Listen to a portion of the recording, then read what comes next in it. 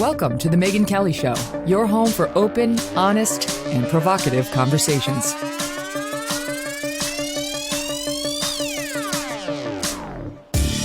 Hey everyone, I'm Megyn Kelly. Welcome to the Megyn Kelly Show. I'm excited for today's show. I think you're going to love this. We have been warned that planet Earth is on a path to ruin by the media and Democratic politicians. But on this episode today, we wanted to take a step back, take a look at the big picture, and figure out what the science really says about climate change. Is the alarmism justified? And if so, what can we do about it? Today, we are joined by two fantastic voices on this topic. They agree on some things and on others, not so much. But we wanted to bring them together to have an informative, respectful, and lively conversation and allow you, our audience, the chance to hear from both sides in a way that rarely happens these days. David Wallace-Wells is editor-at-large of New York Magazine and author of The Uninhabitable Earth, Life After Warming, a book that was based on an essay that I believe was the magazine's largest or most circulated, most read ever in the history of the magazine. All right. So this has been very, very popular. And he told us last time they're making a movie on it, too. Also joining us today is Bjorn Lomborg. He's president of the Copenhagen Consensus and visiting fellow at Stanford University's Hoover Institution. His latest book is False Alarm: How Climate Change Panic costs us trillions, hurts the poor, and fails to fix the planet. So you can see where this is going. They disagree. They've debated before, but not quite like this. Welcome, David and Bjorn. Thank you so much for being here. Thank you. Thanks for having us. Good to be here. All right, David, let me start with you as somebody who's pressing the case for, yes, it's bad, and worse than you know, and immediate action is required. And we can maybe kick it off on where you guys agree, because I can remember when I first started at Fox News back in 2004, I guess it was. We were still at the point then, at least on Fox, where people we'd have on would debate whether we were even experiencing warming, right? And if we are experiencing more warming, is any of it attributable to man, right? Like that we were still at that point. I think everyone here agrees we're past that point.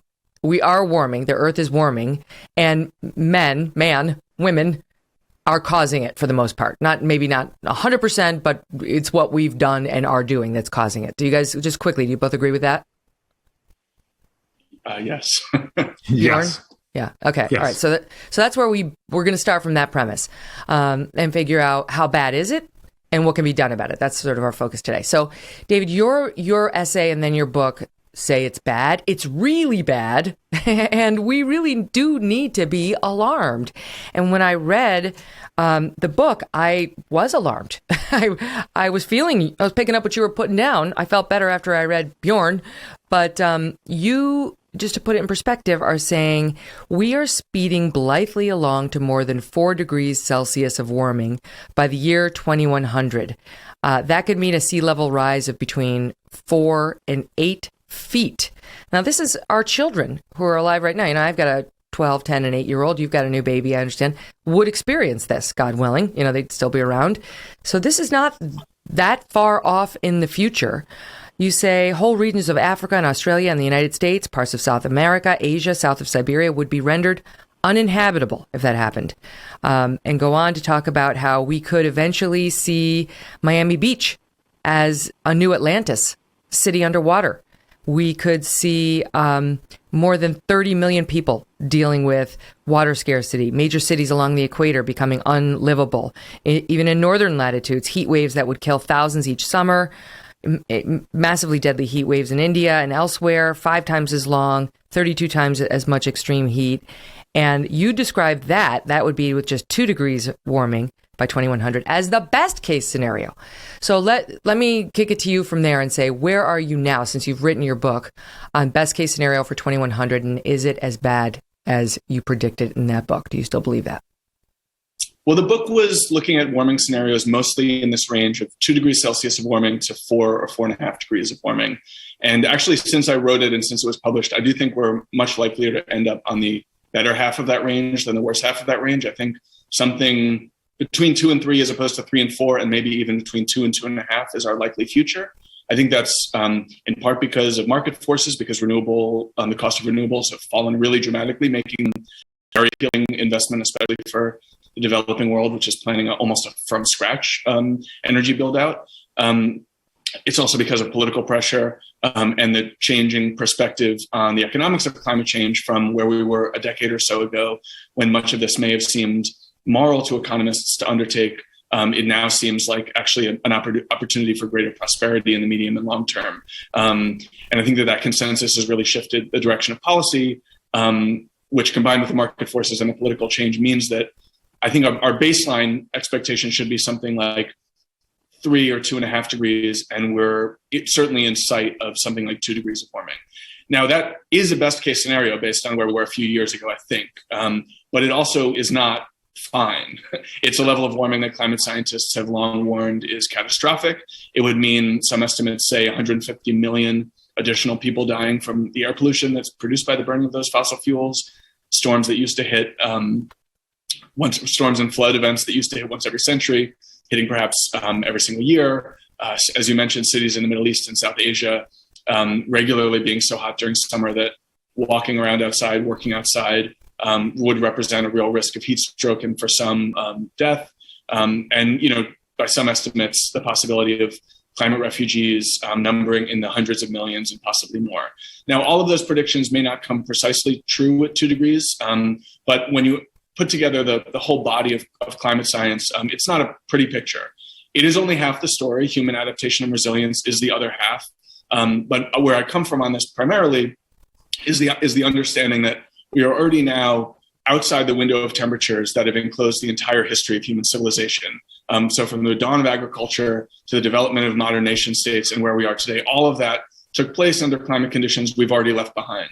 We can live in the new future. We can live in a future of 2 degrees, at least in some parts of the world. But it will be an incredibly difficult task to adapt and respond to it, especially in the global south, where they have the least resources to do that build out, are most vulnerable to direct climate impacts, and have done the least to actually cause the scale of warming that is now inevitable. So from some perspective, I'm considerably more optimistic than I was a few years ago. But I think it's also worth keeping in mind that because of decades of inaction, decades which have enclosed record carbon emissions every single year, we are now in a very different place than in terms of what a best case scenario looks like than, say, 20 or 30 years ago, when at climate conferences we might have said we were going to avoid dangerous climate change. That's no longer possible. Dangerous climate change is already here. The question is, how dangerous is it going to get? What can we do to limit that warming? And what can we do to respond on the back end to make sure that human flourishing is maximal, optimal, given the climate conditions that we have already made inevitable. All right, Bjorn. So do you agree that the likely outcome that we're looking at here is by 2100, global warming of 2 degrees Celsius, which again, according to what I read, would be our best case scenario, according to most these climate scientists say 2 degrees at this point would be a win, but nobody thinks it's a great thing. But do you think that's correct? Do you think we're looking at 2 degrees warming by 2100? 2 or 3 degrees, just like David is saying. And again, this is not surprising because we're using the same scenarios and we're using the same models. So yes, it is a better outlook. But we also have to be very careful. A lot of this comes from us hoping that countries far into the future will be cutting what they're promising to cut. But remember, our experience in the past has certainly not been that people and countries live up to what they promised. So, a reservation, an asterisk on that. But yes, we are likely to see 2 to 3 degrees Celsius, or upwards of 5.5 degrees Fahrenheit by the end of the century. So that sounds bad, right? So why are you not alarmed? Why aren't you jumping up and down like David? So it's important to get a sense of proportion. And I think this is really the conversation that we'll probably be having for most of the next hour and a half. It's a question of saying, how bad is this going to be? Overall, global warming is a problem. That's uncontrovertible. That's what we just started off, and you asked us to sort of point out. But it's how bad is it compared to all the other challenges that humanity is facing? And of course, also at the same time, and David was very right in saying this, adaptation And human resilience means that many of these scenarios will actually not only not come to pass, but they will become much, much better than the living conditions and the human flourishing that we're seeing right now. We will be in a much better state. And what climate change really means is instead of being in a phenomenally much better place, we'll only be in a slightly less phenomenally much better place. It's a question of saying climate change slows down progress. It slows down human flourishing rather than this is the end of the world. And I think that's the big difference. A lot of people that listen to the news think global warming is the end of the world, and it's certainly being sold that way. If you listen to Biden and many other politicians, they will regularly say, this is an existential problem. No, it's not. It's nowhere near that. That's not what the UN Climate Panel is telling us. It is a problem, and it will mean that by mid-century, by the end of the century, we will be much better off, but slightly less much better off than we otherwise would be. That's a very different sense of understanding, and I think that's the conversation that we need to have, partly understanding it's a problem, it's not the end of the world. And then the second part is we're being asked to consider, or many people are just saying we should, do policies that are going to be phenomenally expensive, but actually deliver fairly little benefit in terms of climate. And that's why the real risk is that we not only exaggerate the problem, but we end up paying arguing for really poor policies that will cost a lot, that will help very little, whereas other policies both could have fixed much more of the global warming problem, but also, of course, recognizing that we live in a world with many, many different problems, climate change being one of them, but not by any means the defining issue of the 21st century, which for most poor people especially, of course, is just simply having their kids survive easily curable infectious diseases, hunger, education, all these other issues. So yes, global warming is a problem. It's not the end of the world, and we're tackling it badly, which quite frankly hurts the world's poor right now, and we can do a lot better. Whereas you seem to suggest, David, in your book that it actually might be the end of the world and kind of has been the end of living species on Earth repeatedly in the past. This wouldn't be the first time climate change wiped out whatever was living on Earth, and you think we're right in the midst of the very next time. Explain that. Yeah, so there have been 5 what are called mass extinctions before in the Earth's planetary history, and 4 of them, we think the best scientific understanding now is that where they were tied up in temperature changes having to do with greenhouse gas changes. Some of those are quite devastating. I mean, the most brutal one killed off at least 90% of all life on Earth. Some of the others killed off, more than half. And it is quite conventional wisdom now among those studying the deep history of the planet that we are in the midst of such a extinction event now, where we're seeing many, many species declining and dying out on the human timescale in the space of a century or so. It's not like we're seeing all living Earth disappear, but that wasn't the pace of most of those changes in the past either. And in fact, we're changing the climate much faster than it changed in those previous mass extinctions.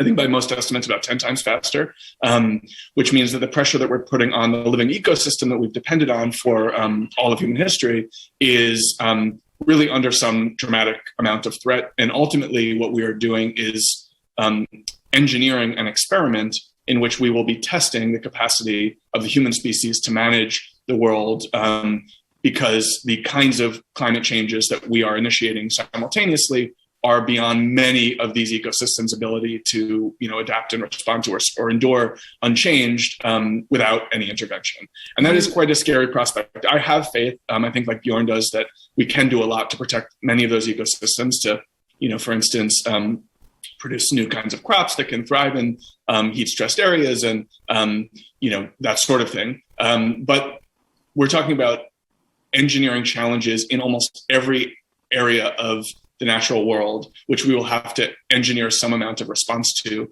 often at great expense, and often in places where people don't today, and I don't believe in the future, will have all that much, abundant resources to respond adequately to. Mm-hmm. And so I think the recipe in the end is for some serious amount of suffering, especially in those parts of the world that are living closest to nature, most dependent on ecosystems. I do believe that if those places were to get more prosperous over the next few decades, that would certainly help in their ability to adapt to new conditions. But I'm a lot less confident than Bjorn that we are on that course, regardless of what happens with climate change. I've seen a number of studies that I take very seriously that suggest that global inequality has been increased over the last few decades because of the impacts of climate, and that over the next few decades through to the end of the century, we could be seeing the possibility of economic growth really dramatically cut in the global south. There are some estimates, global estimates, that are as high as, our potential GDP could be cut by 20 or 30%. There are others that are lower, which we'll probably end up talking about during this conversation. But when you look at the effects concentrated in the global south, where people are most vulnerable and where that growth is most important, some of those studies show cuts of 50, 70% of potential GDP over the course of the century. And that is really quite a grim prospect to look at a future in which the global poor now, 30, 40, 50 years down the road, are facing almost no opportunity for meaningful economic growth. Explain why, though. Put some meat on those bones. Why? Why will the global south be suffering so in terms of their ability to sustain themselves, make money, and support their families?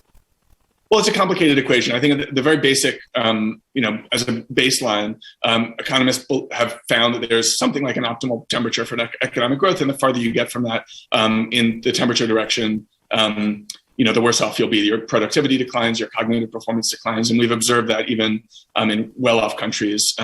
It's this optimal temperature was the historical temperature of the United States. It was the historical temperature of Germany. It's now the annual temperature average of Silicon Valley, but not the United States as a whole. But beyond that, there are the impacts on agricultural yields, which without significant intervention will fall somewhat dramatically because of the impacts of heat and because of other unrelated factors having to do with the way that pests grow in hotter conditions, fungus and that kind of thing.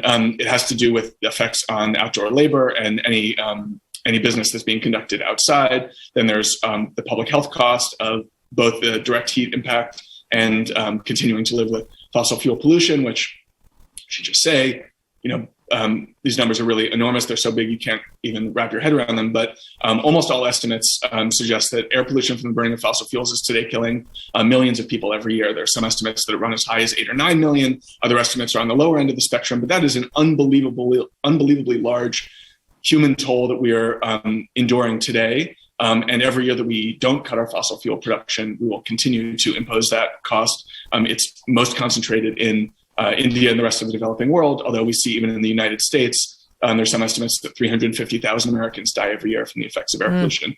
India's air pollution is really bad. And basically, their response, India, as far as I understand, and China for right now, are saying, we realize that we're bad, but you, United States, were far worse than we were for most of history. And so you can't make all the money and put all the fossil fuels to use and emit all these carbons. And then once you're in, high cotton, turn around to us and say, no, you have to stop. You have to stop right now. So they're kind of saying, we'll curtail it by like 2060, we think.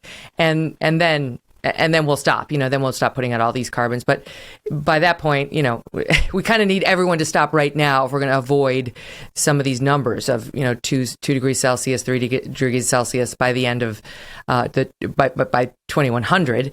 I understand the point because we're the most guilty, but most of our sins are in the past. Not most. I guess most, but we're still sinning. Go ahead, David. Yeah, I would just say a few things. The first is, estimates for what it would take to keep global warming to 2 degrees, which is, as I said earlier, not a happy outcome, but is considerably happier than 3 or 4 degrees, suggest that we would have to get to net zero globally by somewhere like 2070, 2080, not 2050 or 2060. So while we can look at the plans that have been put forward by China and India to get to net zero by 2060 or 2070 and say that they're failing the 1.5 degree goal, which they are, they are actually quite consistent with a goal of staying below 2 degrees and are much more ambitious in terms of the pace of decarbonization than would have been considered possible a few years ago. And I think this is connected to something I said earlier. It's really important. 5 years ago, most economists, most policymakers all around the world would have said, we need to do something to make sure that the climate vulnerable people of the world are not suffering huge burdens in the future. But getting there, doing what is necessary, is too hard for us. It's going to be too expensive. And that conventional wisdom really has changed over the last few years, in part because renewable energy prices have fallen so much, in part because we have a greater sense of the cost of inaction through pollution and other science about climate impacts. And that is why we've seen over the last year and a half this huge wave of commitments all around the world: China, India, South Korea, the EU, Joe Biden, the US, to get to net zero by 2050, 2060. India's a little later. Those pledges, which I agree, as Bjorn pointed out earlier, we can only trust, so much. Pledges have been made in the past and then unfulfilled. In fact, just about every pledge that's ever been made on climate has gone unfulfilled. But the fact that they're being made at all, to me, signals a real change in thinking of policymakers and leaders the world over, where they see that if at least they were designing their economic future on a whiteboard from scratch, they would see the value in moving to renewables quite quickly, quite rapidly. And in fact, that is borne out by what the IEA says, the International Energy Association, which calls solar power the cheapest electricity in history. Carbon Tracker, which is a sort of business-focused environmental organization in England, says that 90% of the world's population now lives in places where new renewables are cheaper than new dirty energy. For all these reasons, we see a real phase shift. The IMF, the World Bank, these are not left-wing environmental organizations. Almost everybody who's looking at this, I think with clear eyes, sees that a faster transition, a full transition, will lead us to a better place over the course of the next couple of decades. There will be bumps along the way. It won't be a seamless transition. But all of these countries, from all of these different political perspectives, are looking at the calculus. I get your point. They're taking it more seriously. But Bjorn, I had Michael Schellenberger on the show last year. I think it was in April. It was actually one of the most fascinating interviews I've ever done. It's in our archives. We'll find out the number if people want to listen to it. But he wrote the book Apocalypse Never. He's big on nuclear power as a solution. And he talked about renewables in a way that really cast doubt for me on their viability as the solution to this problem, because he was saying, for example, it takes, I think, I don't want to misquote him, but it was something like 450 times the amount of land for like a wind turbine farm than one little block of nuclear energy, which could power your entire life, right? Like, I think we have the soundbite. Do we have it, you guys, of him talking about? Yeah, here it is. Number 2, he's talking about the Rubik's Cube and the amount of power that you could get from a Rubik's Cube size of nuclear energy versus it would take 450 times the land to get the same amount from like a wind energy, which is a renewable. Listen to him. Well, I think a really easy way to think about it is that uranium fuel, which is what we use to power nuclear plants, is just really energy dense. About the same amount of uranium as this Rubik's Cube can power all of the energy that you need in your entire life. Which is pretty good. It was episode 93. I think my team just said it. Is that what you said, Deb? 94, episode 94, if you want to go back and listen to him. So what do you make of it, Bjorn? Because, I mean, it's great to think about wind and solar, but the other thing Schellenberger was pointing out was solar doesn't work when the sun goes down, which is right when people get home from work. And wind turbines over time, we haven't figured out like the amount of lead that's in them and so on. And solar panels, same. The damage that could do to people and to the environment once the 25 or 30 years into their lifespan. So they're not necessarily the holy grail. Yeah, no. So, Megyn, I think there's a lot of things to unpack because David and I obviously disagree on a number of different points. So let me take your first point here. A lot of people like to say that solar is the cheapest thing on the planet. And David is absolutely right to say that that's exactly what the International Energy Agency said last year. But that's only true when the sun is shining. And now most people actually want their energy to be available 24/7. Then people sort of blithely say, oh, but batteries, we can fix that with batteries. The truth is, no, we can't in any realistic setup anytime soon, because the U.S. right now just have batteries enough to power the electricity that the U.S. uses for 3.5 minutes. In 2030, it might be even 12 or 11 minutes. The point is you need this for at least, obviously, a day or a night for solar. But in reality, because there's also less solar sometimes, it's overcast, wind doesn't blow, you probably need it for days on end. In Germany, you have quiet wind periods every year for at least 5 days. That means you need much, much more batteries. And that's, of course, why most poor countries, David sort of suggests, oh, they're rebuilding their entire energy infrastructure because, sorry, they're not rebuilding it, they're building it for the first time. So they can just go renewable. A lot of people like this idea, oh, they're leapfrogging just like they did with cell phones, but they're not. This is why China used to get about 40% of its energy from renewables, but now it gets just over 10% from renewables because they have industrialized and they get most of their power, just like we do, from fossil fuels. The reality is that when you put up solar panels and wind turbines, sure, you can cut down on the time that you use your gas-powered stations. That's nice because the gas then kicks in when the sun is not shining or the wind is not blowing. And so the gas really becomes your battery. That's how we solve this today. And you can save some of the gas cost. But then you have to say the cost of the new solar panel or the cost of the new wind turbine is not that you save the whole infrastructure. It's just that you save the gas.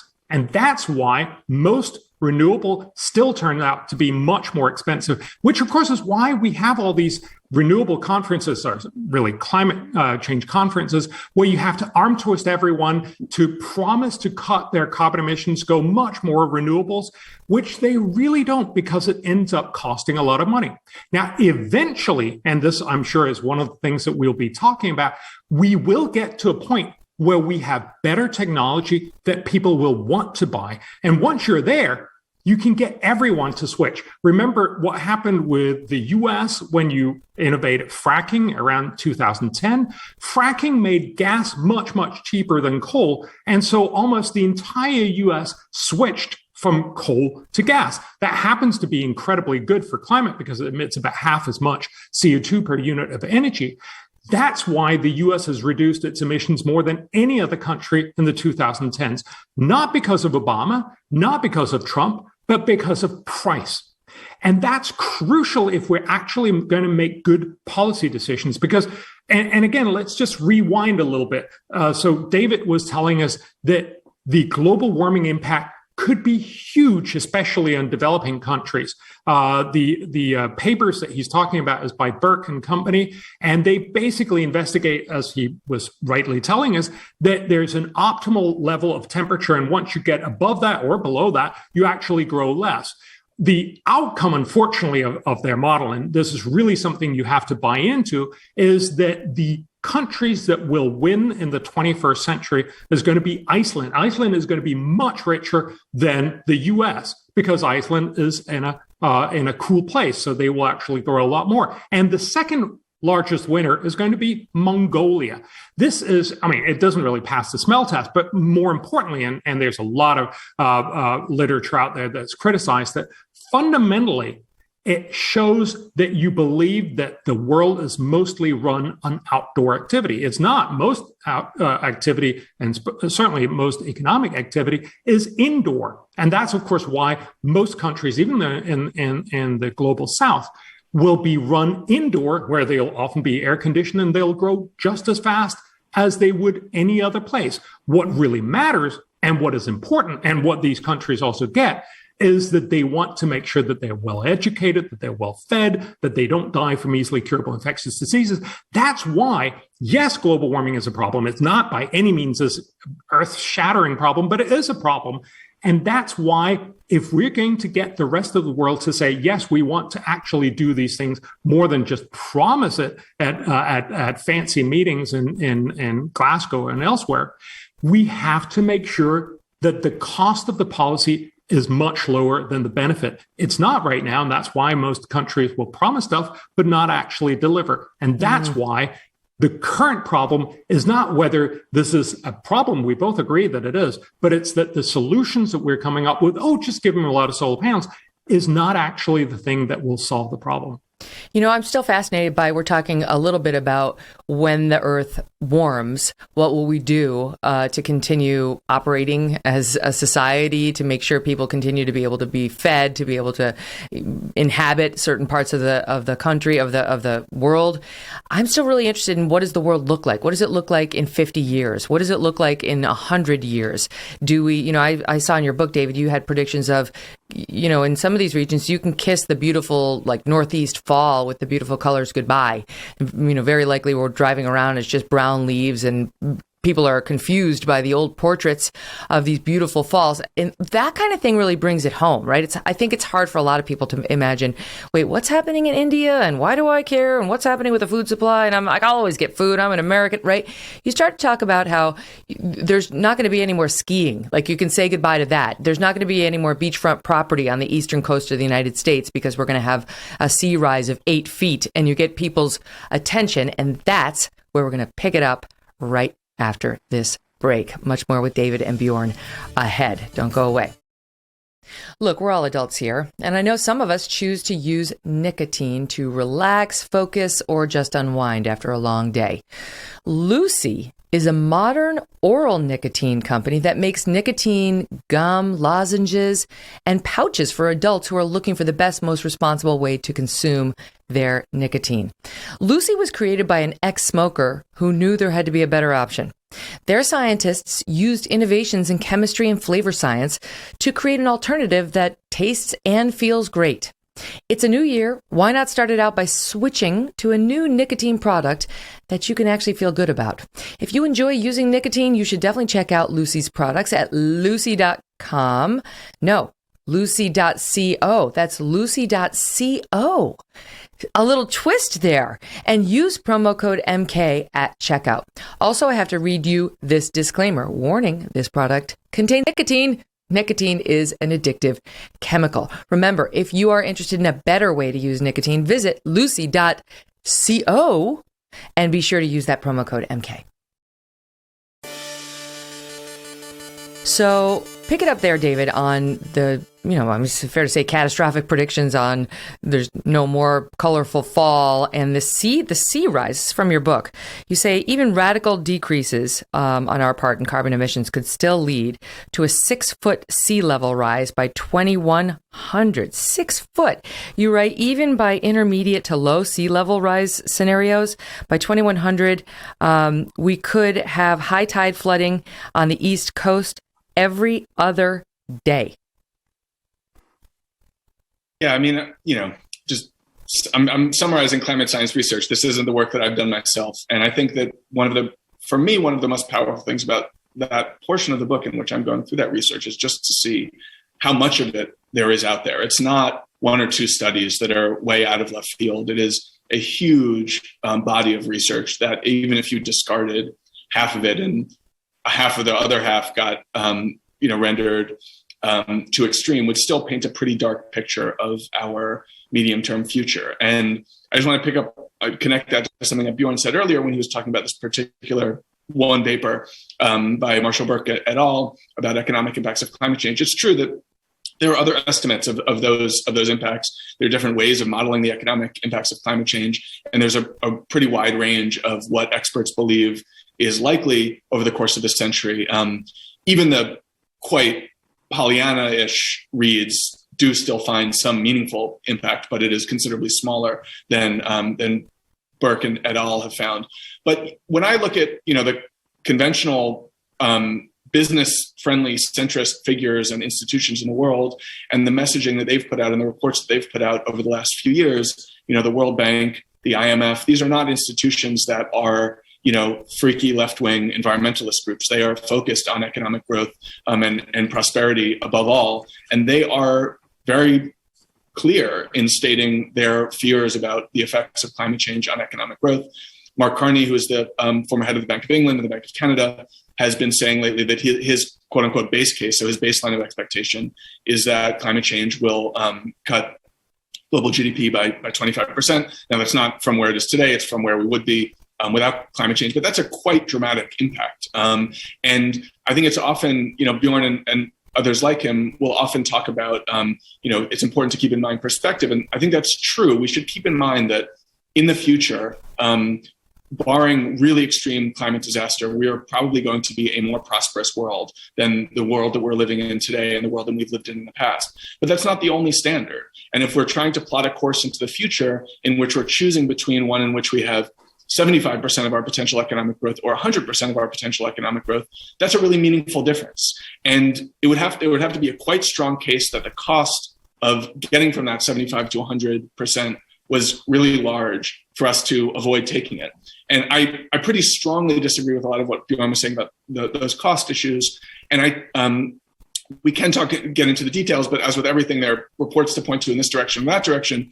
And what I look at is just the broad policy picture, which is that this stated goal of more than 80% of global GDP and more than 80% of global emissions is now to get to net zero carbon by mid-century or a little bit later. And that is a really dramatic break from where we've been in the past. It's true. There have been climate conferences in the past where people pledged to cut their emissions, but never in as direct and clear and I got it. But you're kind of getting ahead of me, because I think people would benefit from understanding what, in figuring out what the costs are and so on. What does life look like? We have, as I mentioned, you just had a baby.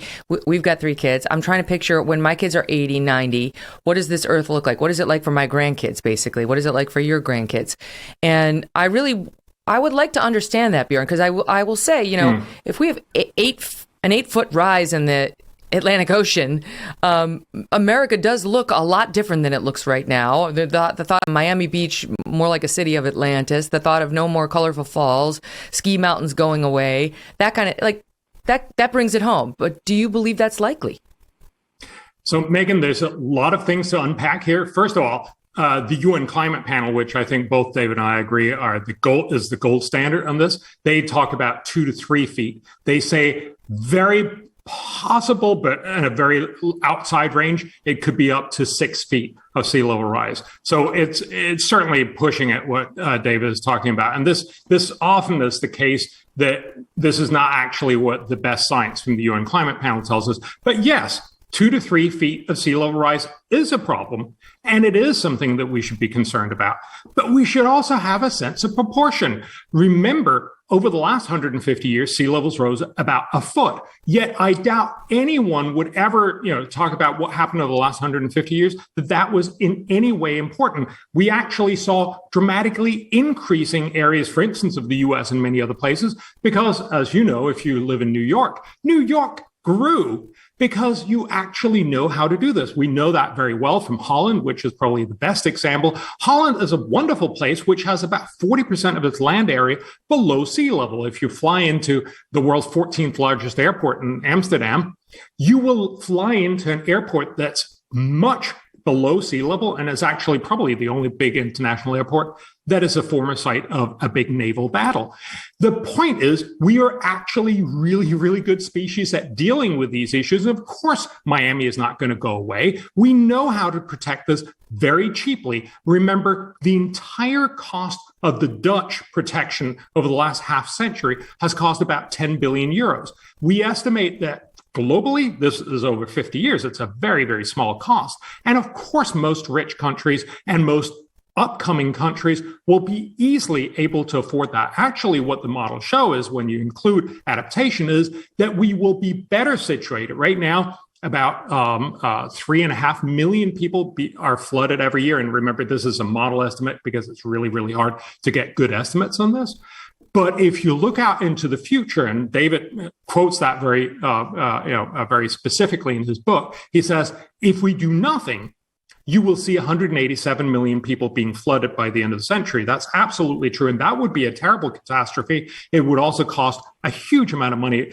David mentions more than $100 trillion. But of course, we won't just sit around and do nothing. And the very same models that show us what happens if we do something, if we actually take action just like the Dutch have done, which we will have strong individual and state-wise incentive to do, we will reduce the number of people that will be flooded from about 3.5 million down to about 15,000 people per year, despite us being much richer, despite sea level being much higher, and despite there will be more people in the world. Why?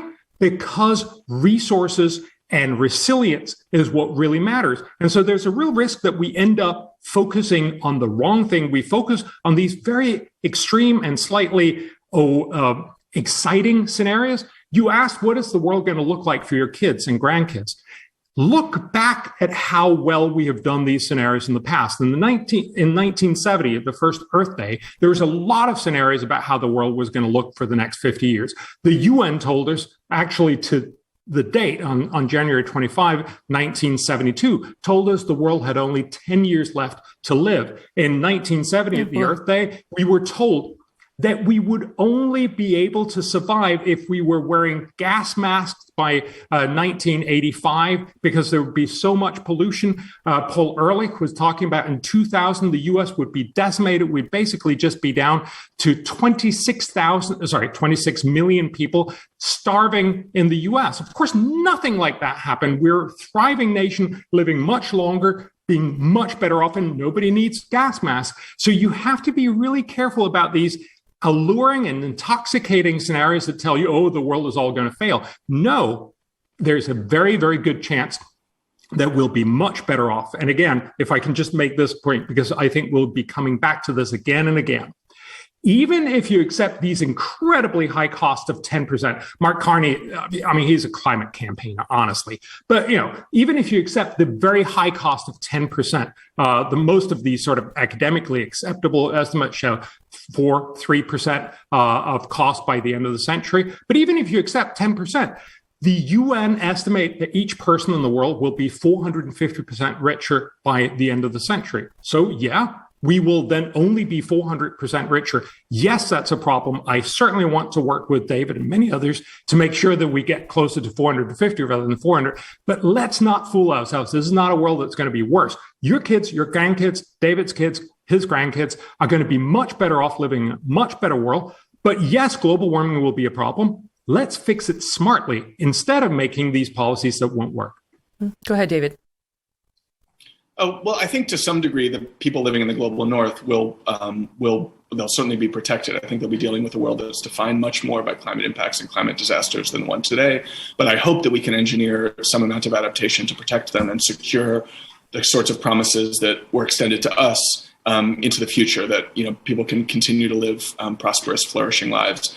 I'm much more concerned, and actually I think Bjorn's stated concerns line up with this, or with the lives of people living in the global south. And there I have much bigger worries. I don't think that we can blithely assume that the world will respond to dramatically intensifying weather and much more common droughts and flooding events and heat waves in the same way that we've done in Holland. And in fact, looking at the impacts in the US of extreme weather recently, I think even the American example is a much more complicated one than the Dutch one. Not to say that we haven't made some progress in making the country more resilient, but I think we've certainly failed to take the sort of dramatic total action that would protect people in the U.S. from the kinds of impacts that we're already seeing. And the Hurricane Ida, which killed people in New York City, it's not like we're living in a perfectly protected world. Now globally,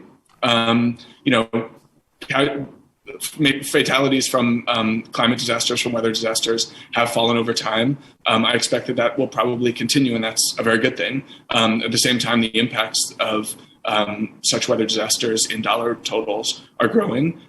They seem, roughly flat in terms of percentage of GDP, but in terms of total dollars, they're growing, and that's really concerning. And I'm in all of these contexts, on all of these questions, personally anchored from the perspective that we are really entering a new phase with climate change. That's not to say that, 1.4 degrees of warming is going to look like a completely different world than 1.2 or 1.6 than 1.4. These are differences that are, it's a spectrum, not a binary. On the other hand, I think it's really important to keep in mind, we are already today living on a planet that is warmer than it has ever been in the entire history of human civilization.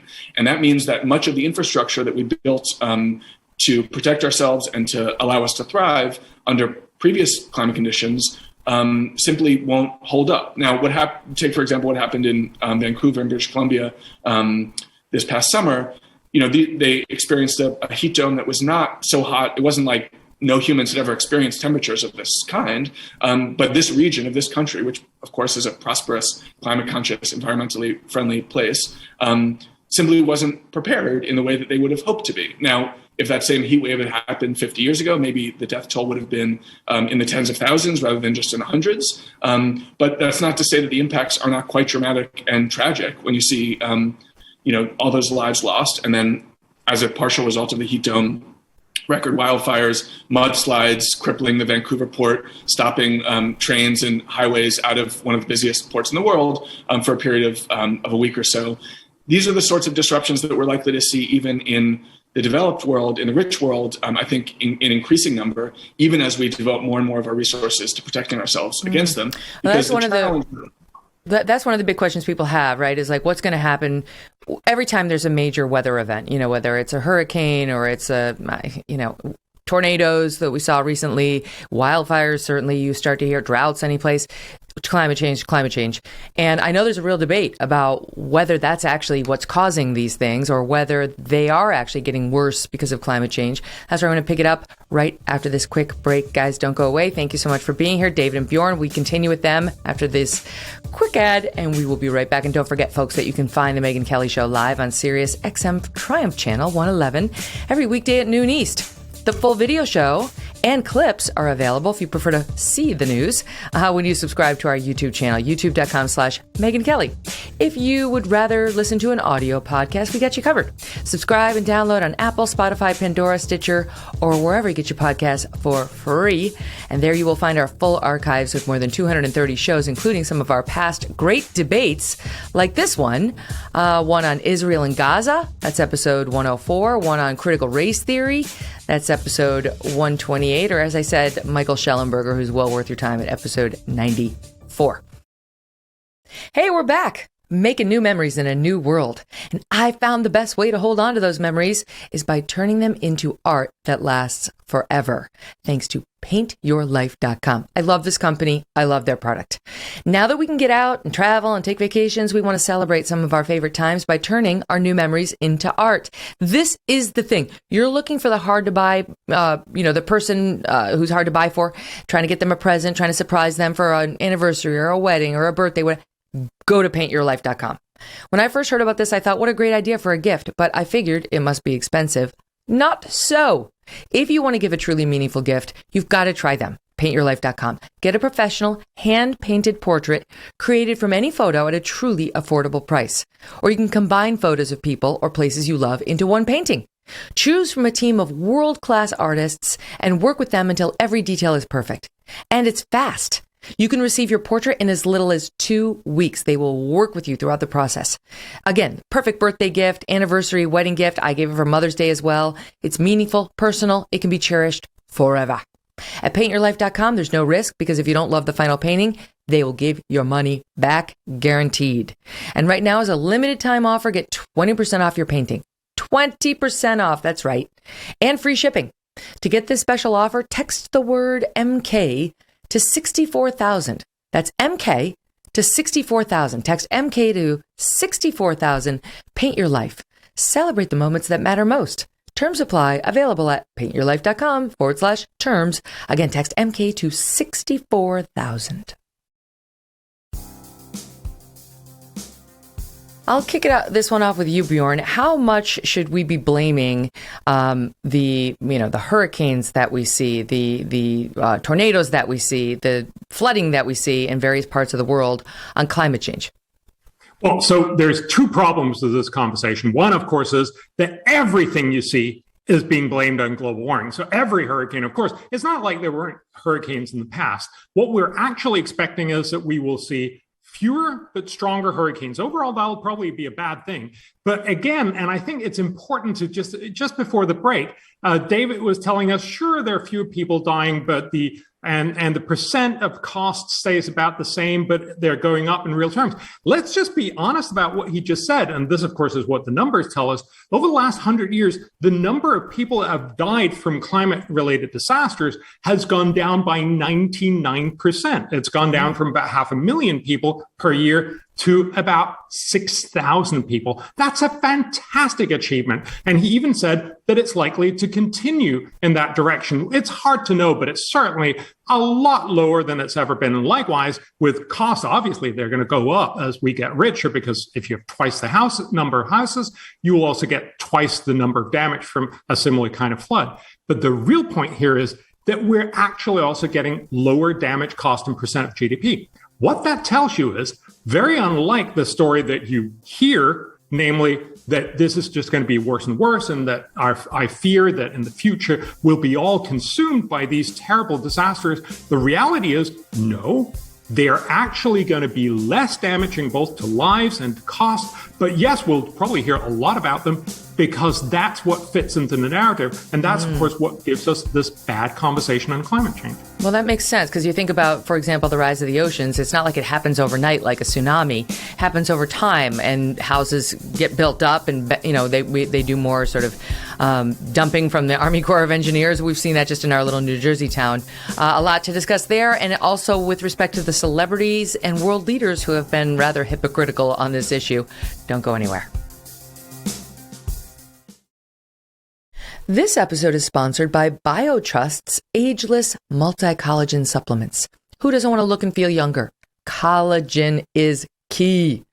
By the time we hit middle age, our bodies produce less than half the collagen that they did back when we were all in our 20s.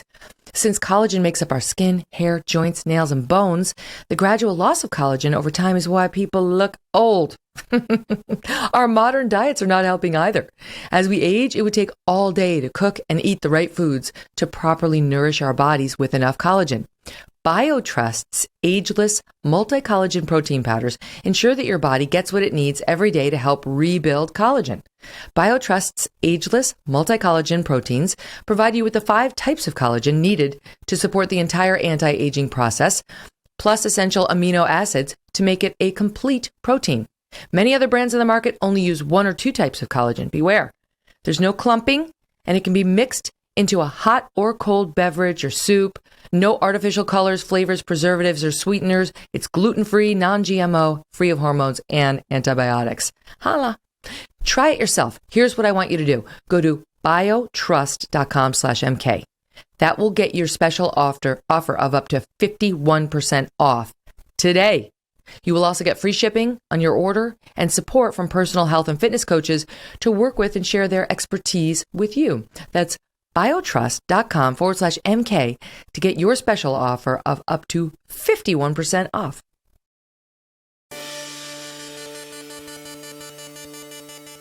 So I want to pick it up again with the hurricanes and the natural disasters, guys, because what I understand on where we are now in terms of how bad the problem is, global temperature's gone up about 2.12 degrees Fahrenheit. That's 1.18 degrees Celsius since 1880. The rate of warming over the past 40 years is accelerating, and we've had 19 of the warmest years on record since the year 2000. The 10 warmest years on record have occurred since 2005. There's a phrase in your book, David, I want to make sure I get it right, that reads, more than half of the carbon exhaled into the atmosphere by fossil fuels has been emitted in just the past 3 decades. So we're experiencing a lot of warming right now, more than we have over the past 100 years. And we're not doing so well at cutting back on our fossil fuel emissions because of that stat we just read from David. So, without sounding too cheeky, where are all the hurricanes? Like, where's the increase in the hurricanes and the natural disasters and so on? Because what I read in terms of the hurricanes is if you look at sort of the worst ones and look at the stats over time, they took place a long time ago. Seasons with the most named storms, 1851 through present. 2005 was the worst. 1933, second worst. 2012 and 11 weren't so great. 2010, 1995, 1887 had 19, 1969 had 18, and so on. It doesn't sound, I don't see it reflected in the hurricanes exactly. Where am I going wrong there, David? Well, I would say a couple of things. The first is we are seeing some bigger, stronger storms. There's this, in particular, this problem that we've observed just over the last couple of years where hurricanes are slowing as they approach land, which makes them much more punishing when they do make landfall because they have accumulated more strength and move more slowly over the coast, meaning like more rainfalls, more longer time with terrible wind,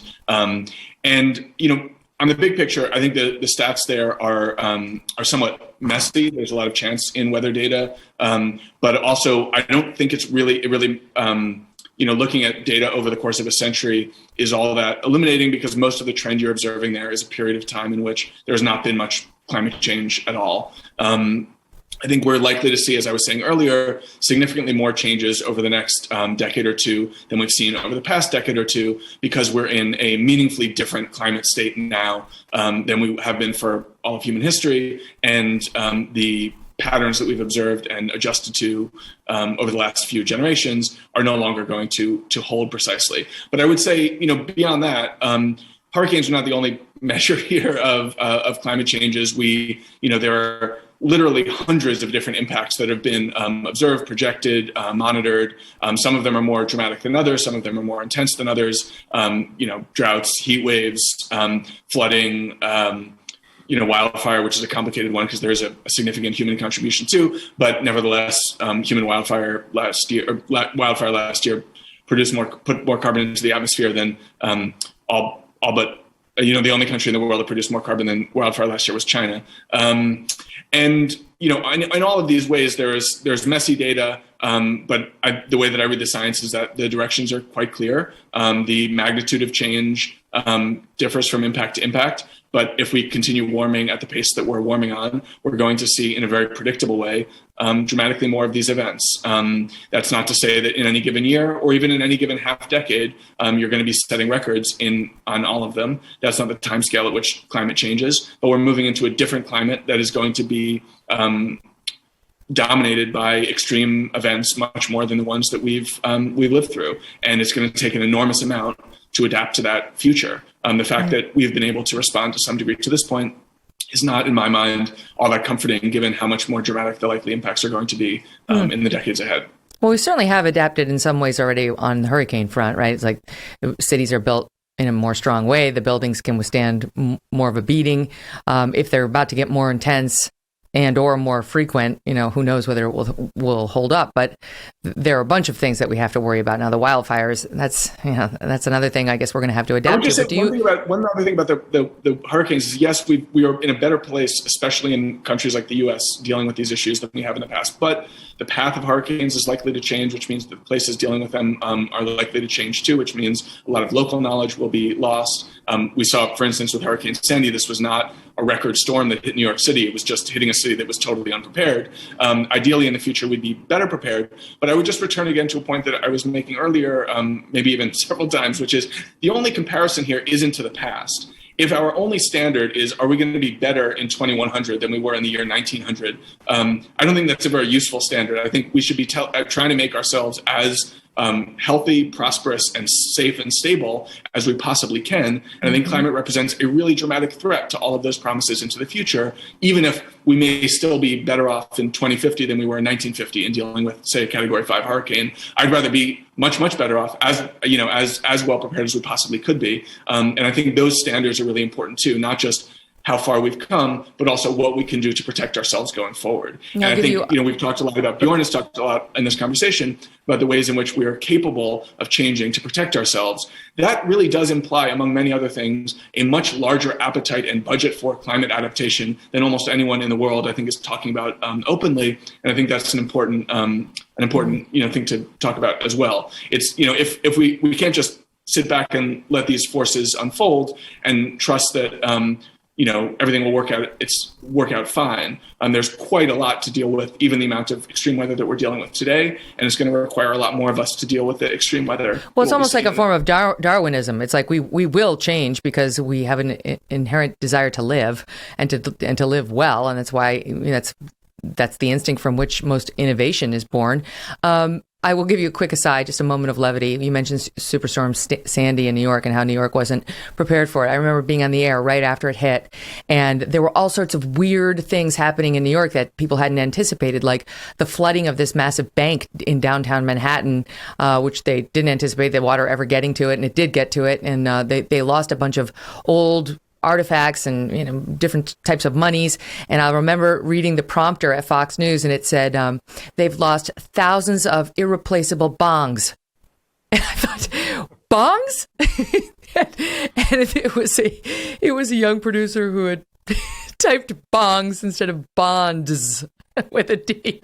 It was one of those things I remember catching it thinking, okay, that could have been a great moment in anchor screw-ups, but it was avoided. Okay. Bjorn. Megyn? Yeah, go ahead. Yeah. So, I mean, look, I think the point is still valid. If you look at how the media represents every hurricane we see, you get the feeling that this really is a question of we're seeing many more hurricanes. We're seeing much more damage. We're seeing them linger longer. They flood more, all these kinds of things. But when you actually look at the statistics, that's not what you see. I think it's sort of amusing how the last 2 years we've been told there's more Atlantic hurricanes than there normally is. Yes, that's true. But we're not being told the global picture, which of course is the one that matters when you're talking about global warming. We actually last year, and this is unreported, I haven't seen it reported anywhere, we have since 1980 had global coverage of satellites to identify all hurricanes in the world. There's normally about 47 hurricanes in the world. Last year, there were 37. We've never had this few hurricanes in the satellite history. Now, we may have had that before. We don't know. We don't have good enough data. But it's two less than the second lowest number of hurricanes we've ever had. How come we don't hear this? Well, it's because it doesn't fit the narrative. So again, this is not to say that hurricanes are not a problem. It's not to say, as David rightly points out, that some places don't get hit often enough with hurricanes that they will build up sort of knowledge about this. And yes, there will have to be investment, but we also need to hear that this is not a world where you see more and more damage. You see 99% reduction in death. You see reduction in percent of GDP losses, even though you only hear about these great, great hurricanes, and we actually see fewer hurricanes, not bigger, more. And again, that's just a statistical artifact. It's not likely that 2022 is suddenly also going to be smaller. That's not the point that I'm making. I'm simply saying you only hear one side. And let me show you another one, because David mentioned earlier on the idea of the heat dome in Northwest US. That certainly got a lot of attention. And yes, that was terrible. More than 700 people lost their lives during this heat dome. And if you actually look at the statistics, so there's been great modeling done in Lancet and many other places, we know that a lot of people lose their lives each year from heat waves. So about 20 to 30,000 people in US and Canada lose their lives because of high temperatures, of heat deaths every year. We should certainly be aware of that. And as temperatures rise, we are going to see more of those. We've actually seen over the last 20 years, about 8,000 more people die every year because of increasing temperatures. That's terrible. But what you haven't heard is that 10 times as many people die from cold. So almost 300,000 people die every year from cold in the US and Canada. And every year, because temperatures have increased, we actually now see about 25,000, almost 3 times as many people not die every year. We're not well informed when we only hear one side of the story and not the other side. And again, my point here is not to say that overall global warming will be a net negative. That's why it's a problem that we should talk about. But when you only hear one side of the story, and especially then you only hear these fantastical stories that go out to 2100 and, we're not going to have any forests, we're not going to have any snow, we're not going to have, the world is just going to be terrible. Well, those are the kind of predictions that we've heard many times before. They always turn out to be wrong. We will be much better off, but I totally agree with David. We should try to make sure that we're not just better off, but that we're the best possible off we can. And that, of course, comes down to, are we picking solutions that'll end up costing the world a lot and not doing very much? Or are we picking smart solutions? And I think that's really where the meat of this conversation should be. Yep, and we're getting to that one second, but I do want to spend 1 minute on misinformation. On the hurricane front, I remember Al Gore's Inconvenient Truth, of course. He used a horrifying footage from 2005's Hurricane Katrina and suggested that climate change was the cause of frequent and more intense hurricanes. But since then, hurricane frequency has gone down mostly, and the storm's intensity has not yet grown significantly. He also took the polar bear and really wanted us to believe the polar bear was going away if we didn't do something about climate change. We actually have a clip. This is soundbite 1. So there is a faster buildup of heat here at the North Pole, in the Arctic Ocean, and the Arctic generally, than anywhere else on the planet. That's not good for creatures like polar bears who depend on the ice. A new scientific study shows that for the first time they're finding polar bears that have actually drowned, swimming long distances, up to 60 miles, to find the ice. Well, that pulls right at your heartstrings, because there's nobody who doesn't love the polar bear. But Bjorn, is it true? Did that turn out to be true? No. I mean, again, there's some part of this that's true, that there are some concerns about the fact that polar bears might actually have a problem in the long run future. But the reality, of course, is what really kills a lot of polar bears is that we hunted them. We hunted them enormously back in the 1960s and 70s. And what we've seen when we actually look at the inventory, so the number of polar bears, they have kept going up. And we're actually having more polar bears now than we've ever had since at least the 1960s. And again, I'm blown away by the idea that people are saying, I love the polar bear, so we should, stop all industrialization. We should stop all this fossil fuel nonsense to save a few polar bears. When right now, every year, we shoot about 1,000 polar bears. I don't know, but if we want to not damage polar bears, maybe we should stop shooting 1,000 polar bears first. Good call. However, David, when you think about the Arctic, there was just an article recently about how the Atlantic is spewing a lot more warmer waters into the Arctic Sea than we thought it was going to. And so the Arctic is getting warmer at a faster rate. NASA says the Arctic Sea ice, the extent of it, is down 13% per decade since 1979. And satellite data shows Earth's polar ice sheets are losing mass, down 428 billion metric tons per year. So it's not wrong to say that the ice sheets are melting and that we have to keep a look on the icebergs, and that the Arctic is getting warmer in a way that could have profound effects on the rest of the Earth. That's true. What's happening? And we agree. Yeah. And there's some concerning possibilities about the way that those changes may scramble weather patterns beyond the Arctic.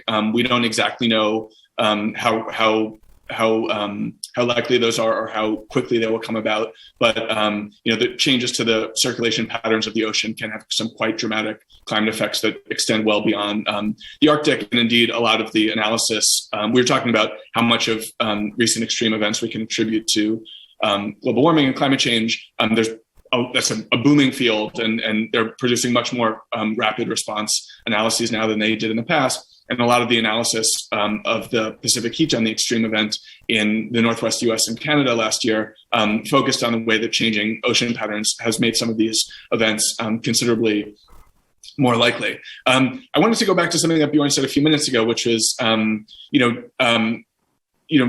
about the impact of these disasters, thinking about, declining mortality, thinking about, declining. I would say that the impact in terms of percentage GDP is basically flat statistically, but technically, I guess there's been a small decline. In any event, in the big picture, there are all of these impacts that we're watching all the time, and they all present some amount of challenge to human flourishing. I am not all that concerned about the plight of polar bears personally. I'm much more concerned about the plight of humans. And I just think, really big picture, this is not, the views that I'm expressing here are not, they are not the views of fringe alarmist climate warriors. They are the views of the IPCC. They are the views of the IMF and the World Bank. They are the views of Hank Paulson and Mark Carney. These are people who represent the business and economic growth minded perspective of, the Western establishment. This is not Greta Thunberg talking.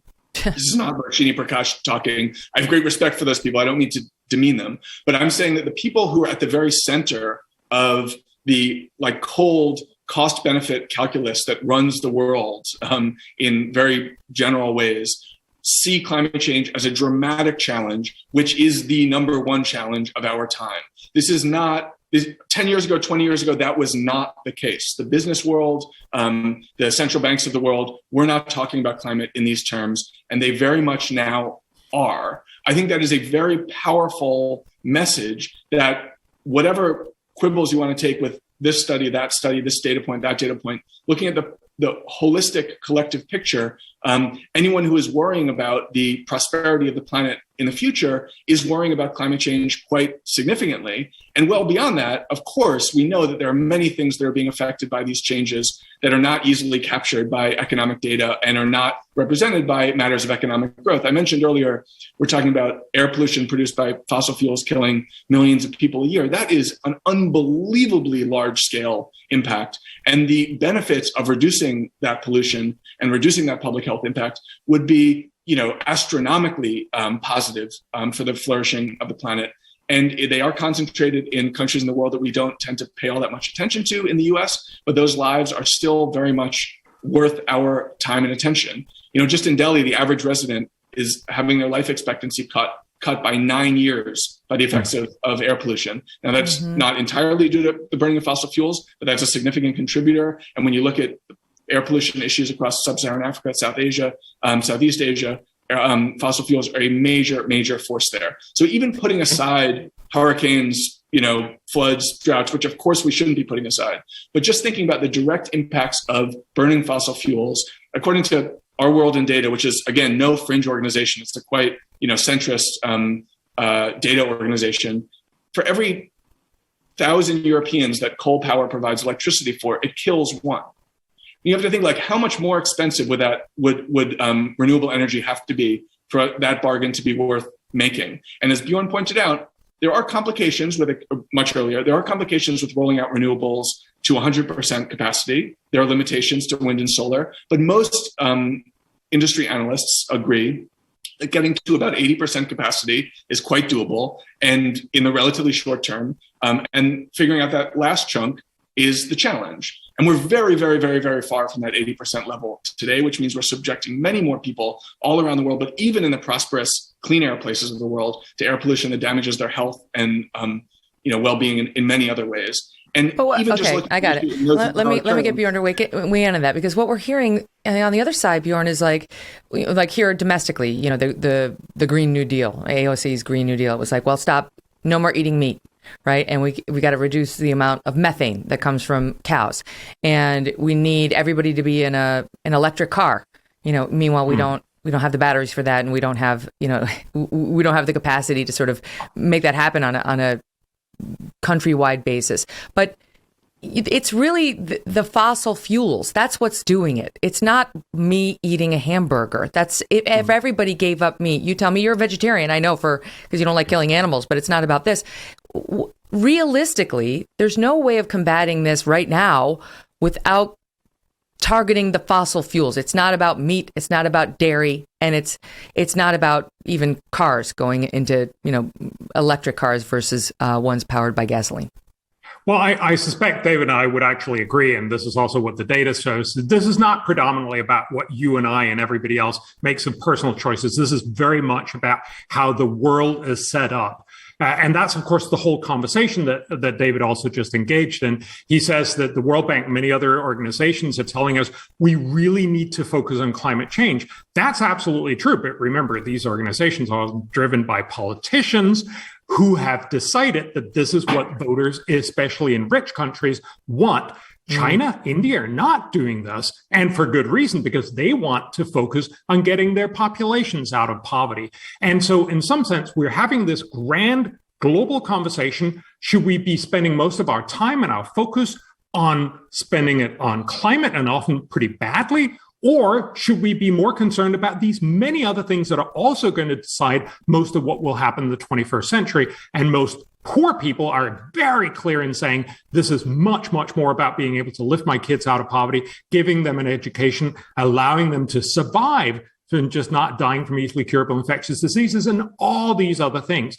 And that gets back to this whole conversation of saying, so what should we do? We are talking about spending lots of money. And again, David is absolutely right that we can obviously because we're a rich civilization, we can obviously allow ourselves to see electricity prices go up and pay more for having essentially two infrastructures, one that almost entirely powers us with green energy when the wind is blowing and the sun is shining, and a fossil fuel infrastructure that powers us when that's not the case.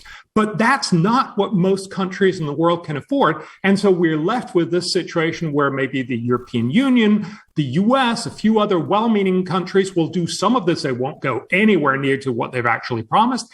They will incur huge costs, and they will have most of their voters eventually say, no, don't want to do it. Mm-hmm. So my concern about this, and that's also the subtitle of my book, right, is that we really end up picking a solution that very easily makes it worse for the world's poor, and it's unsustainable because it doesn't actually fix climate change. I think David and most other people who want to do something about climate change, they come from a good place. They certainly want to make sure this actually helps the world. And yes, we need to find a solution, but we need to find a solution that's so sufficiently cheap that not just rich, well-meaning Americans and Europeans will pay for it, but that everyone in the US, and that's certainly not what's the case right now, and that everyone in China and India and Africa will pay for it, and they're not anywhere close to this. We're talking about spending $5 trillion a year, and look, nobody, when you look around, and especially not after COVID, is willing to pay that amount of money. So I think the conversation really should be, how do we get a much cheaper and much more effective policy? That's not by forcing a lot of solar panels and wind turbines down people's throat right now, but it's about innovating them to become much, much better, and innovating fusion and fission and all these other things. So that's really where the solution goes. Get cheap green energy going and everybody will want to buy it, but that's not where we are right now. Well, yeah, you got to get cheap green energy going and make it more reliable. But you also have some interesting passages in your book about innovation and what else we could do. Is there a way, other than stopping with fossil fuels and so on, of some sort of technology that could actually lower the Earth's temperature? We're going to talk about solutions, innovations, and what we actually are prepared to do about this problem right after this quick break. More with David Wallace-Wells and Bjorn Lomborg in just a minute. So I cannot have this discussion without mentioning some of the hypocrisy. That's my word. We see with some of these Hollywood celebrities and climate activists. We just saw them go to the climate summit in Glasgow, Scotland, and all these people flew in to lecture us on how we need to cut back on their private jets, right? Jeff Bezos, Bill Gates, Prince Charles, Prince Albert of Monaco, others. Of course, our president was on Air Force One. And, you can say, okay, fine, Prince Charles needs to be on a private jet. Tell it to my imaginary viewer, Madge, who's sitting in Iowa, who is being lectured to by AOC about how not only does she not need to stop eating meat, she needs to get rid of her cattle farm, and she needs to lower the temperature in her house, and she needs to get rid of her SUV because she uses it to drive around her 4 kids and use an electric car. And then she sees that, and Madge says, you can pound sand. I'm going to continue living the way I live because in my life, I will never put out as much carbon emissions as Prince Charles did in that one flight. How about it, David? Well, that's probably technically not true. She probably will put out more carbon than that one flight, but certainly she's private jets are 5 to 14 times more polluting than commercial planes and 50 times more polluting than trains. And that's just talking about means of travel. Never mind. Difference. The carbon footprint is huge, but it's probably not bigger than the lifetime carbon footprint of the average American, although it is probably bigger than the lifetime carbon footprint of the average sub-Saharan African. In general, I think that personal lifestyle changes are significant primarily in this fight to signal to others that you are concerned and to sort of suggest to leaders your willingness to push for a different future. I think so it's a virtue signal.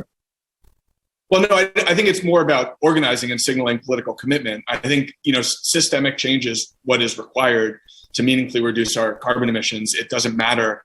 I can't build my own electric grid. I can't build my own EV charging station. I can't rebuild New York City's infrastructure to make it more carbon sensitive. Those are things that are well beyond my capacity to influence. And I think the role of individuals is essentially to try to make those who can drive large-scale policy changes make them more sensitive to the demands and to the demands of climate change and what mitigation will have to be. Right. You can do that while eating meat and driving an SUV.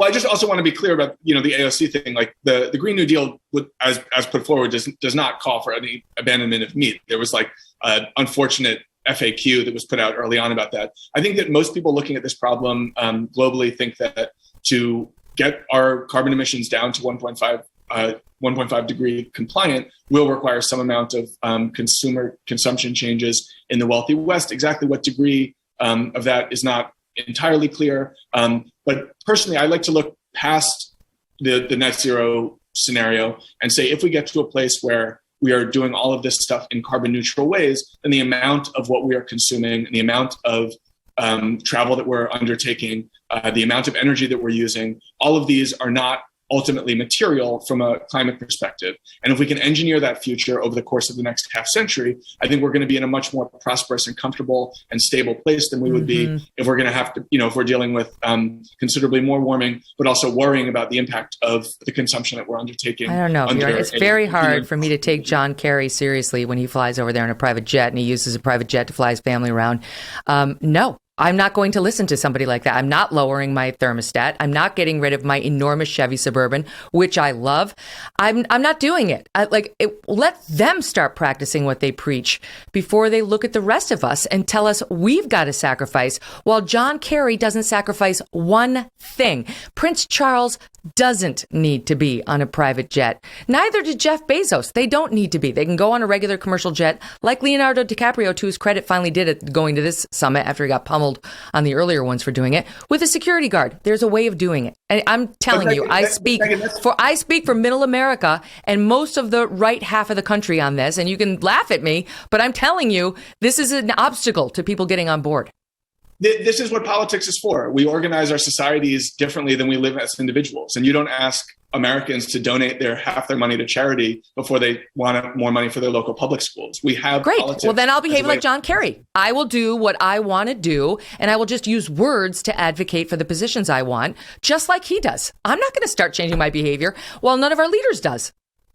That's what politics is for, so that we can make changes at a systemic level rather than requiring individuals to do everything on their own. That's why we have social organizations in politics. And I would say, to your point about the difference between a private jet and your own carbon emissions, it's also really important for Americans to keep in mind that compared to most of the people in the world, we are consuming an unbelievable amount of carbon, even if we are living in very modest ways, even if we are never traveling much. Compared to the life of an average sub-Saharan Africa, we are doing unbelievably large amounts of damage to the environment. I saw a chart recently that was published in Foreign Policy suggesting that the average American fridge consumes more electricity than people living in dozens of sub-Saharan African countries.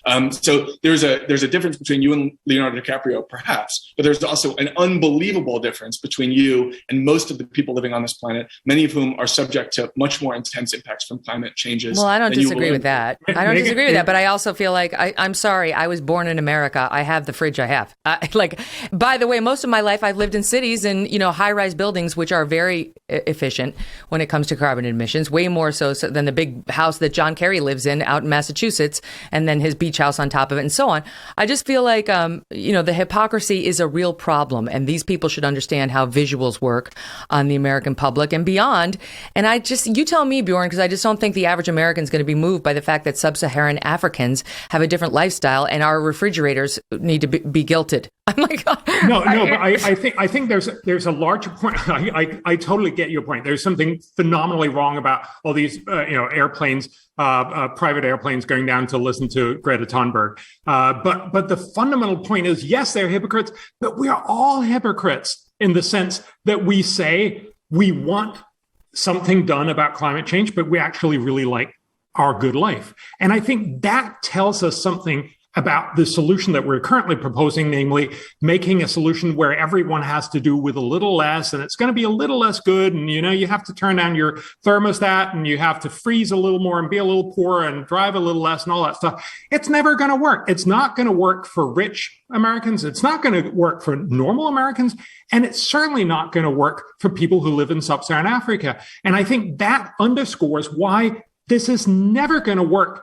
The solution that we're being told here from the World Bank and many other places, you got to learn to live with less. No, The only way you're going to get political buy-in in the long run for this is if you can show you can live better, you can live more, and emit much less CO2. So we've gotten this wrong in a sense that we think this is all about squeezing everybody to buy a few more solar panels, even though they kind of don't want, because they don't provide quite as good electricity as the one that we already have, instead of focusing on making green energy much cheaper. Imagine, just for a second, nuclear power right now costs a lot, especially in the first world.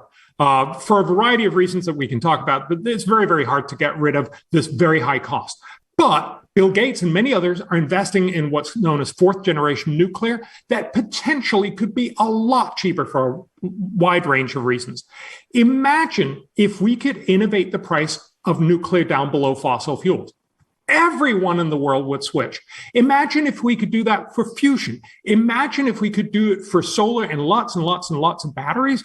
Imagine if we could do it for a lot of different technologies. Now, the point is, we're not going to succeed with most of these, but we don't need to. We just need one of these technologies to come through and be cheaper than fossil fuels. Then everyone will buy them, not just rich, well-meaning Americans, but also the Chinese, the Indians, the Africans, everybody else. And so the solution to climate change is not first and foremost these grand places where we all meet and make promises we don't actually intend to do, but the solution is to invest a lot more in research and development. Actually, on the sidelines of Paris in 2015, which everybody talks about, this was the place where we promised to cut carbon emissions and then we didn't. But we also had another promise. So President Obama and many other world leaders, Bill Gates and many other billionaires got together in what they called Mission Innovation to promise to double investment in green energy R&D. That's what's going to solve climate change. Unfortunately, we didn't live up to that either. Why? Because everybody focuses so much on pushing, let's get up the next solar panel part or the next wind turbine part, instead of funding eggheads, which quite frankly doesn't feel all that sexy, but just happens to be the way that we've solved all other problems in the past and that we will solve this problem through innovation. We need better ideas. That's what you're saying. We need better ideas that account for or actual more human investment nature. in getting those better ideas to be cost effective. Yeah. I think the world that Bjorn's describing as an optimistic future is the one in which we are here already. I mentioned earlier the IEA calls solar power the cheapest electricity in history. But only when the sun is shining. But when you look at around the world, you see, we've talked about the IMF, the World Bank, all of these recommendations. I also think it's quite important to recognize that many developing nations, many middle-income nations, up to and including China and India, have made these quite dramatic promises over the last year, 18 months. China in particular is, not promising to decarbonize quite as quick as the US, but they're promising to decarbonize by 2060. They're building out a huge amount of solar and wind power. To power that, they're also promising to dramatically expand their nuclear capacity. I believe they're promising to build as much nuclear in the next 15 years as the entire world has built in the last 30. That may also have cascading effects that make nuclear cheaper elsewhere. But when I look at all of these net zero pledges made by 85% of the world's GDP and 85% of our global carbon emissions to get to net zero by 2050, 2060. When I see those pledges being made, what I see is policymakers taking a really clear-eyed, cold-hearted look at the dollars and cents cost benefits, thinking about how they can design the next decades of their country's prosperity, and seeing clearly that the path through renewables will be better for them. They may not actually fulfill those pledges. I think that that's a real concern, and I think there are real obstacles, some of which Bjorn has mentioned, some of which we haven't talked about, to making them real, and those are concerns as well. But the fact that sitting in front of the whiteboard, mapping out these countries' future, countries from as diverse places as China and India and South Korea and the US are all saying, well, if we were doing this in a laboratory, if we were really making plans from scratch, we would be pushing very quickly towards decarbonization. And Bjorn talked a minute ago about the possible additional costs that would be shouldered by rich countries in the world to build a stable renewable system. That is just not the analysis that I see or trust out there. Princeton University put out an incredibly thorough project called Net Zero America about 6 months ago that found that a transition to a renewable power sector in the U.S. would have no impact on energy costs at all. In fact, it would be in terms of whether you'd want to stay where we are and move there, it would be better for the average American, simply just looking at the cost of electricity. And there have been other analyses showing that we could entirely pay for the green transition in the US just through the public health benefits of cleaner air. And that's in the US, which has relatively clean air. And yet the additional benefits of cleaner air are such that the entire green energy transition could be paid for by those benefits. So I think both in the global South and in middle-income countries in the world and in the rich countries of the world, we're talking about a new economic calculus, very different from the one 5 or 10 years ago, very different from the one that was sort of prevailing at the time that Bjorn was first writing about climate change, in which we are now seeing, and almost everyone engaged in long-term planning is seeing, that a greener, more decarbonized future will be more prosperous, healthier, and more stable. In addition, go ahead and respond, Bjorn. Yeah, and it's wonderful because this really sets out the sort of argument very clearly. David says he's seeing a lot more countries making grand promises. That's absolutely true. Almost everyone have made promises that they really don't believe. Remember, the reason why China and India have put them later on is because then they can reasonably claim, oh, the other countries, all the rich countries, didn't actually live up to them, so we can also abandon them. I think the best example of how they don't really trust them is that India said that they were going to go carbon neutral by 2070, but they want $1 trillion from the world by 2030 in order to start the process. Hands up anyone who actually believes that anyone is, and certainly the US, is going to give India $1 trillion. And remember, all the other countries will want that sort of a sum of money as well. This is pie in the sky. This is basically to avoid being taxed, especially by the European Union. So you make these political claims.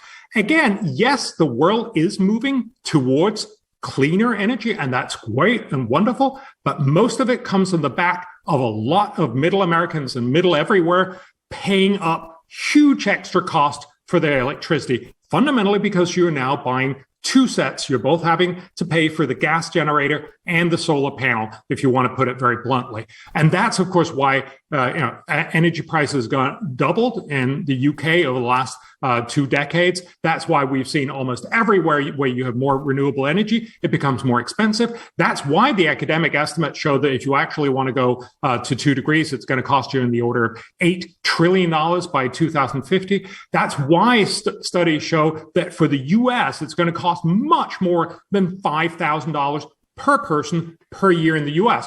I'm aware, and I agree, that there are some really outrageously optimistic studies out there that show we'll actually make money off of it. Well, if that was the case, then of course we wouldn't actually see energy prices spiraling out of control. We wouldn't see nations say, oh, I'm not sure I really want to go down this road. David makes it sound like we're all just happy and rushing towards this wonderful utopia. But the reality is, we're all saying all these nice things, but we're not actually doing it. Let me just show you this one thing. So the UN Environment Program, so the guys who run part of the climate discussion, they did a survey of the 2010's climate policy, which includes the Paris Agreement. They did it in late 2019, just before COVID hit. What they found was that despite the fact that we have promised, and we've had immense amount of talk, and we had the Paris Agreement, they said they could not tell the difference between a world where we didn't care about climate change since 2005 and the real world. And what that tells you is that there's this enormous amount of people saying we're doing all these things. We've certainly spent a lot of money. One academic study estimates we've spent about $500 billion every year for the last 8 years on climate policies that have basically not changed the trajectory at all. Again, if you want to go much further, you have to spend a lot more. And most countries, most voters, most electorates are not willing to do that. And that's why when David says, I see a lot of countries carefully mapping this out. Well, if you look at Europe, if you look at the US, all the leaders are phenomenally scared about the fact that energy prices are now going up, which of course is exactly what they're designed to do. It's not just because of climate policies, but exactly what they're designed to do if you want to do climate policies. And now politicians are really saying, oh God, no, we don't actually want that, because then we'll be thrown out of office. Again, my point is, I think David and I agree that we want to do stuff to actually fix climate change. But David's solution, and the solution that most people have embraced, certainly most rich Western elites have embraced, will not get us there because it's phenomenally expensive and it'll never get completed when people start realizing what the real costs are. On that note, there was just a report that just hit that the United States saw an inflation rate soar by 7%. The inflation soared by 7% in the past year, which is the most since 1982. Americans definitely not in the mood to pay more for anything at the moment because they already are. All right, we're going to save until the next time the discussion on geoengineering. This is from Bjorn's book. I'll just give you a little tease for our next discussion on this, where he says it essentially means deliberately adjusting the planet's temperature controls. This is uncharted territory. Humanity has never purposefully made planet-wide efforts to change the climate. Many of the geoengineering technologies sound like science fiction. The entire field of study provokes fear, but it's not a policy we should implement right now, he writes, but it is a partial solution that is worth researching. I'm so intrigued. I sadly have to save it because we just filled the show with just chock full of goodness on other fronts. But you guys are great, and I learned a lot, and I really appreciate the respectful back and forth. David and Bjorn, thank you both so much for being here. Thanks for having us. Thank you for listening. Got to run up against the break. We'll see you tomorrow. Don't miss the show. Check us out on YouTube in the meantime.